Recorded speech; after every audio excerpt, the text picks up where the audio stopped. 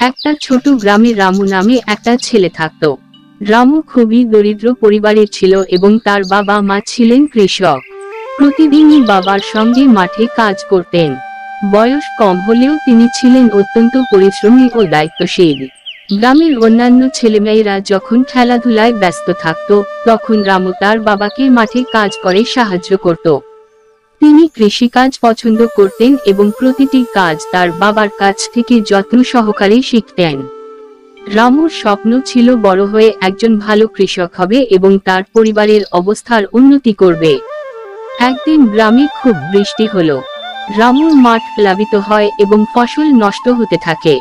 রামু খুব খারাপ হয়ে গেল, কারণ সে তার বাবার সাথে সেই ফসলের যত্ন করেছিল।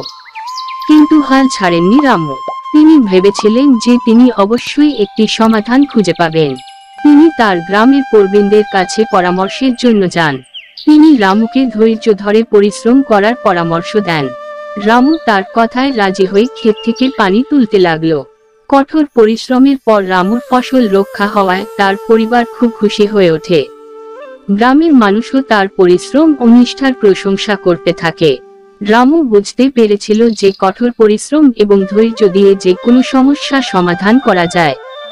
রামু এখন গ্রামের একজন সফল কৃষক হয়ে উঠেছে। তিনি প্রমাণ করেছেন যে হৃদয়ে যদি সত্যিকারের নিবেদন থাকে এবং কঠোর পরিশ্রম করার ইচ্ছা থাকে, তবে কোন লক্ষ্যই অসম্ভব নয়।